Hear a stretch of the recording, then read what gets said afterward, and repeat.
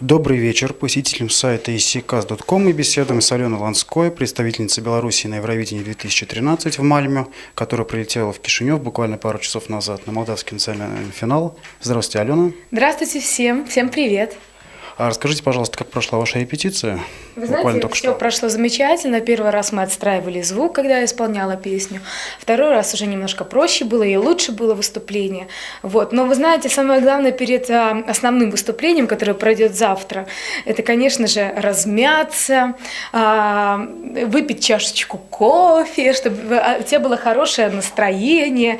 Вот. И только тогда ты выходишь на сцену с позитивом, сытый, хороший, собственно, и даришь все, что у тебя внутри есть. Расскажите, пожалуйста, о вашей песне. Почему к вам пришла идея, решение поменять трек? И почему была выбрана именно эта песня «Салаю»? Я бы хотела, конечно же, сказать, что вы неправильно произносите ее. Как? Песня называется «Солею». «Солею». Вот. «Солею» — это планета. И эта планета своеобразная, да, мистическая, может быть, где живут счастливые, добрые люди, где нет зла, ненависти, и где постоянный праздник. И эти люди верят в чудеса. И для меня это символично, потому что я тоже верю в чудеса, и все, что со мной сейчас происходит, я буду выступать на Евровидении от Беларуси, это тоже огромное чудо, потому что я об этом мечтала с самого детства. Вот. Более того, почему я поменяла песню? Вы знаете, я очень люблю своего белорусского композитора Леонида Ширина. У нас много записано с ним песен, и его песня помогла мне победить на Славянском базаре в 2011 году. Да, в Витебске. Дело все в том, что когда уже я подала заявку на Евровидение, то позвонил Марк, это автор песни «Солею», и предложил свою композицию. Но так как физически мы не успевали ее записать, а потом позвонили еще несколько авторов, тоже предложили свои песни. В итоге набралось определенное количество, и чтобы было все честно, мы сели нашим творческим составом, нашими самыми профессиональными людьми в сфере Евровидения, и методом голосования проголосовали, каждый голосовал за ту песню, которая ему понравилась. Вот и все так честно, открыто произошло, и по итогу выиграла песня «Солею». А вот вы первый раз слышали эту песню. Каковы были первые впечатления от нее? Вы знаете, я почувствовала солнце. Это такой огромный позитив в песне, что мне, конечно же, захотелось ее исполнять, и она мне понравилась с первого раза. А сыграл ли при выборе песни тот факт, что она была написана европейским композитором, а не белорусским? Нет, я не думаю, что это... Чисто голосование, общий выбор, скажем, до команды. Я не хочу даже сравнивать, потому что наши белорусские композиторы тоже очень талантливые, и я знаю, что даже в какие-то годы наши белорусские песни белорусских композиторов представляли Евровидение только от других стран. Ну, Беларусь довольно часто привлекает к работе иностранных авторов, в том числе из России, вот Филипп Киркоров, Макс Фадеев. Чего, по-вашему, не хватает местным авторам, вот тому же Леониду Ширину, вот для написания песни на Евровидении? Я думаю, что у него все есть, он замечательный автор, и мне очень нравятся его композиции, в них есть какая-то таинственность. Вот. И более того, я могу сказать, что его песни, несколько его композиций вошли в мой первый англоязычный альбом, который я записала в студии Бирот. Я думаю, что это уже огромное, это весомое уже, знаково. Вот. И я считаю, что он очень талантливый. Я думаю, что у наших белорусских композиторов все есть для этого, поэтому мы... Просто-напросто был отбор честный, и поэтому здесь не надо сравнивать, кто лучше, кто хуже. А каким вы видите свое выступление в Мальме, и известно ли, кто будет работать с вами в качестве постановщика номера? Вы знаете, мы сейчас ведем переговоры с режиссером-постановщиком, вот, и надеемся, что мы придем к хорошему результату. Вот. На данный момент мы работаем над этим. Вот совсем недавно я прилетела из Турции, то есть сегодня, да, где снимала клип на песню «Солею». Было очень холодно. А можете поподробнее рассказать о съемках клипа? Ой, мне, конечно же, повезло. вот, потому что песня солнечная, конечно же, надо было снимать в солнечной стране, в Турции, но не повезло только с погодой, потому что было очень холодно, я была в купальнике, мне пришлось изображать радость, вот, но все это на самом деле идет изнутри, и особо холода не ощущалось, только когда уже солнце село, действительно ночью было очень холодно, и это была очень тяжелая, усердная работа, которая длилась 20 часов. Вот, и я надеюсь, что результат будет того стоить.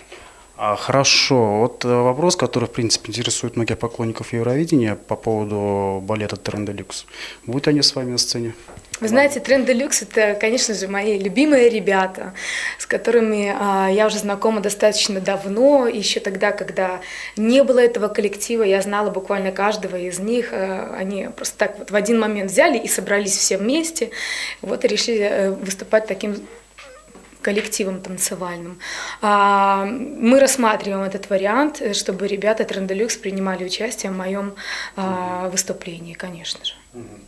Очень часто Беларусь, как бы, скажем так, совершала ошибки при постановке номера. Вот Руслан Олег, Петр Елфимов тому пример.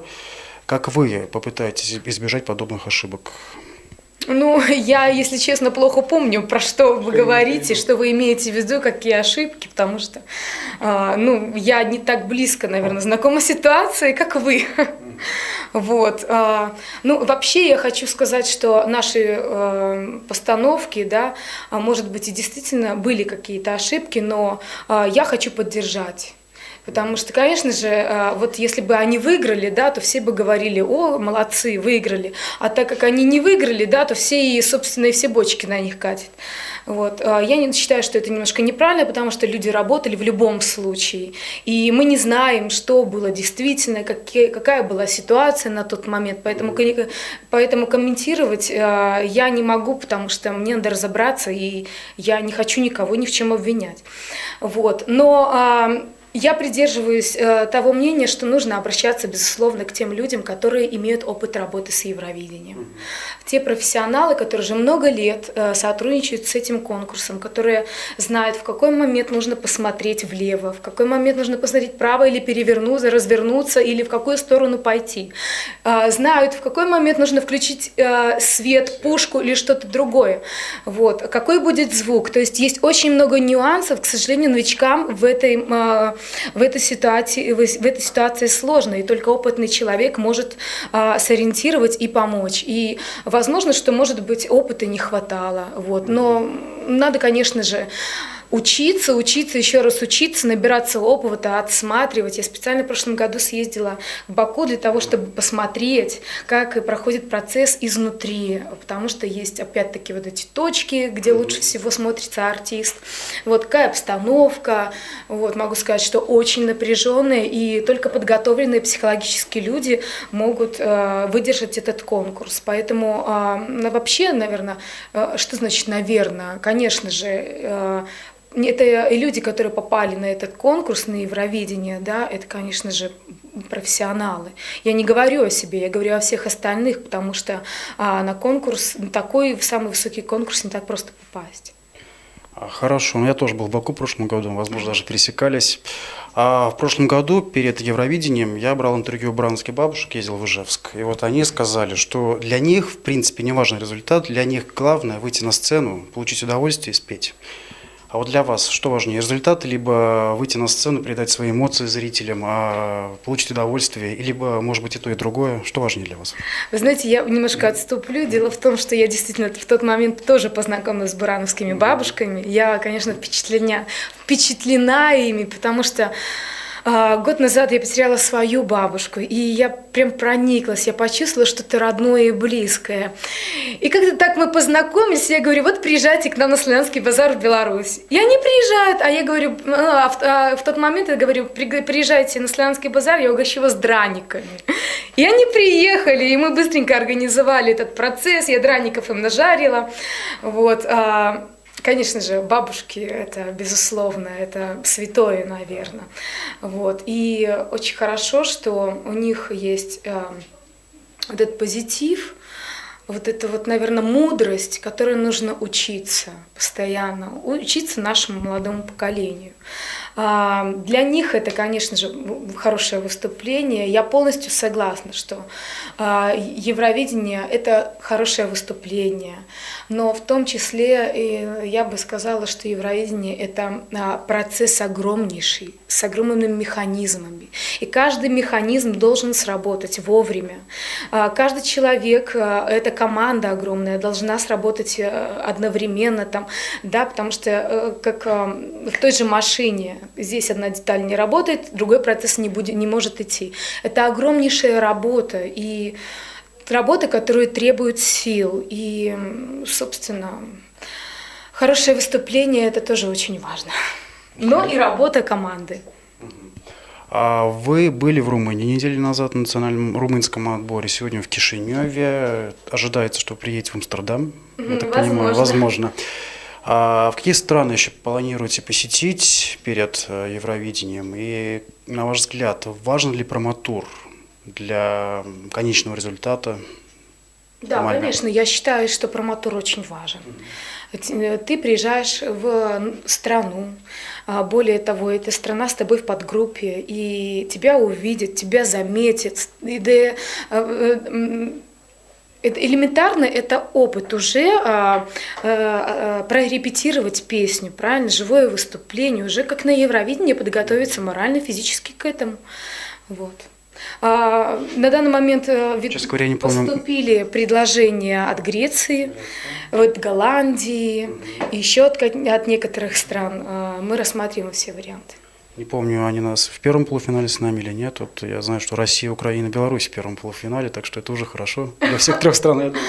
Ну, я бы, конечно, так не обольщалась, заранее так не говорила, хорошо это или плохо. Вот. Это дружественные страны, но для того, чтобы за тебя проголосовали, нужно хорошо выступить, это самое главное. Вот, на мой взгляд, ваша песня носит такие некие восточные мотивы. Это как бы совсем не ваш стиль. Почему? Ну, не знаю. Вы плохо знакомы с моим творчеством. Наверное. Нет, для меня исполнять позитивные песни, это, собственно, у меня есть опыт исполнения позитивных песен, но я считаю, что я вообще позитивный человек по жизни. Мне нравится солнце, да. Я встаю, просыпаюсь утром, увижу цветы на подоконнике расцвели, и от этого я получаю радость. У меня дома живет кролик небольшой, да, декоративный, и когда он меня встречает, я просто тоже в восторге от этого, потому что я считаю, что надо радоваться жизни, находить вот эти вот кусочки счастья, моменты счастья в том, что тебя окружает. Вот, поэтому я считаю, что у меня вполне нормально, вполне хорошо я исполняю эту песню. Так, ну предпоследний вопрос по поводу вашего предстоящего альбома. Как проходит работа над альбомом? Когда его ждать и чего ждать от вашего альбома?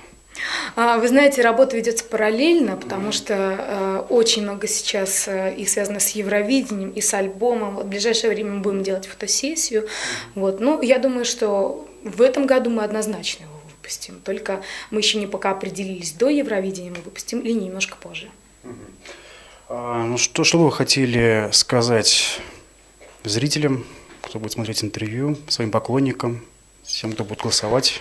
Дорогие друзья, Солео – это не только планета счастья и любви.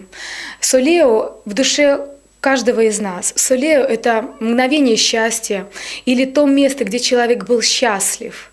Именно туда, возможно, он хочет вернуться на какое-то время. Я хочу пригласить вас на свою планету Солео, и чтобы вы снова окунулись в те минуты счастья в течение моих 3 минут. Спасибо огромное за интервью. Успехов в подготовке к Евровидению. Ну и, конечно, увидимся, возможно, в Амстердаме, ну и, само собой, в Мальме, Швеция. Всем пока. Пока.